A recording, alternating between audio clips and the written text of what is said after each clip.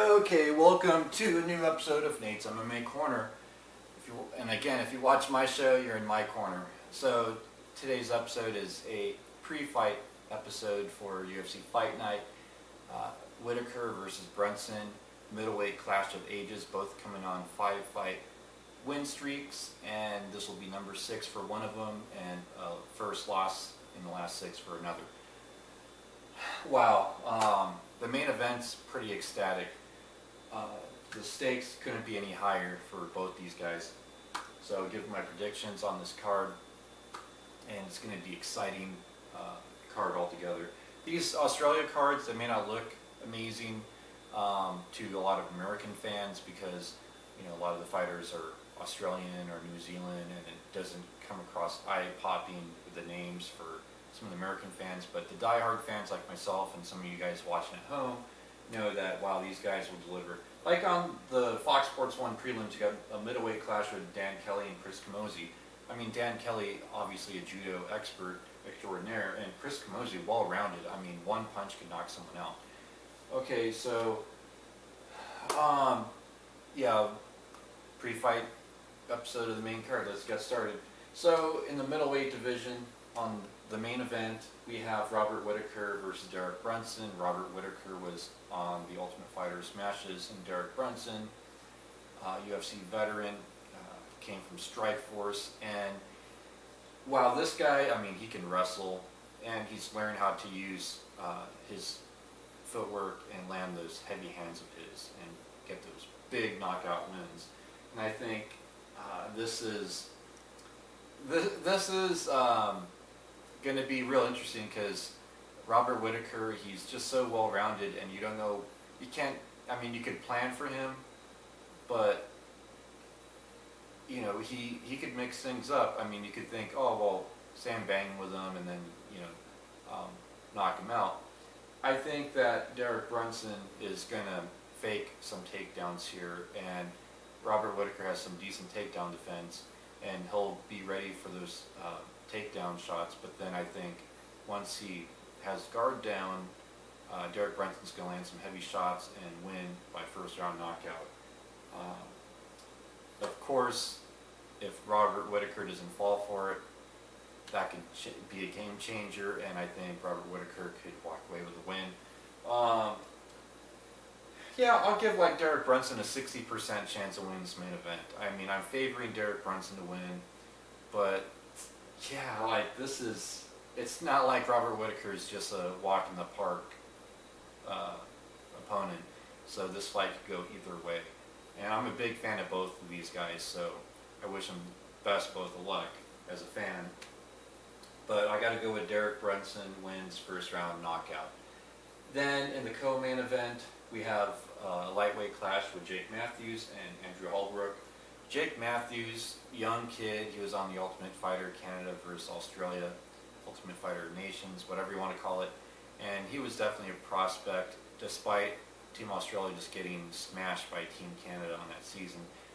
Jake Matthews, one of the guys where you watch that season and you went, wow, this guy really, really has a lot of heart, fight heart, and a lot of potential.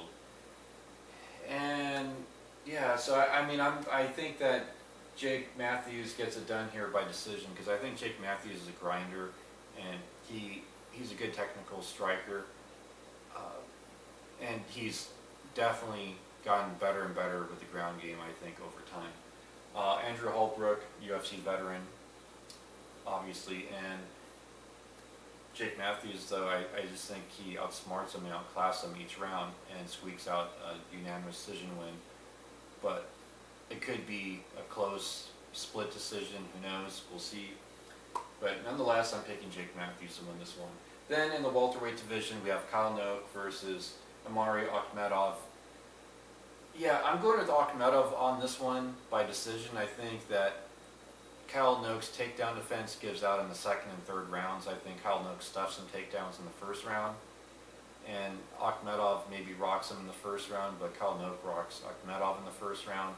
And I think Akhmedov's corner will just be like, look, he's gassed out now, he's worn out, shoot for some takedowns, and Kyle Noak has some good jiu-jitsu skills, and he's going to be defending off his back pretty well, but I think Akhmedov will be in his guard, trying to pound him out, and then Kyle Noak will just be defending and not really getting beaten too bad, but Akhmedov will be doing just enough to win the second and third round, and the judges might even give him the first round.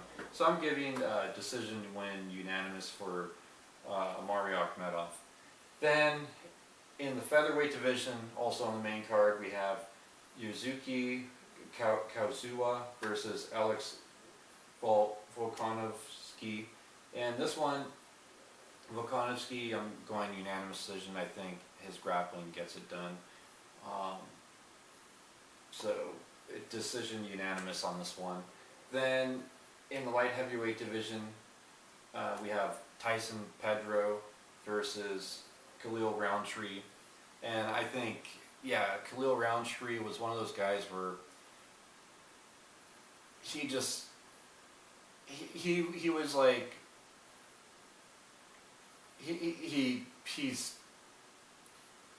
a heavy, hard hitter, and I think he gets it done. Round one knockout. I think he's hungry for that first UFC, that big UFC win, and I think he gets it done here, first round knockout. And I think Roundtree's ground game has gotten better. When you watch that season Ultimate Fighter he's on, I think he definitely took a lot from that season. And when you look at the first episode of that show versus when he was on the finale, I mean, it was day and night difference. He was a way better fighter, and I think that despite his loss on the finale, I think that will show here that he's learned from that loss, and he'll get a big knockout. He'll set himself up for a big knockout here, I think. Then in the women's strawweight division, we have So Hee Ham versus Daniel Taylor. Yeah, this one I'm going with Taylor because her boxing is just through the roof. I mean, really good, you know, and I mean, she can stand and bang with the best of them, and she could definitely go up against the top 10 of the women's strawweight division. So I'm picking her by decision due to strikes. I think she keeps Ham at bay and outpoints her on the strikes and keeps the fight standing, and she wins by unanimous decision. She's just too good at her boxing, and she's pretty good at her takedown defense, and I don't see Ham getting a lot of takedowns here if she does go for the takedowns. I think Daniel Taylor would be running around in circles way too fast and stuffing one or two takedown attempts that go with each round, and it may eat up a little bit, but then she'll rebound with some good point strikes. So yeah, I'm picking Taylor by unanimous decision. So that wraps up the pre-fight show for this card. Stay tuned in the coming days for my post-fight show of this card, and until then, see ya.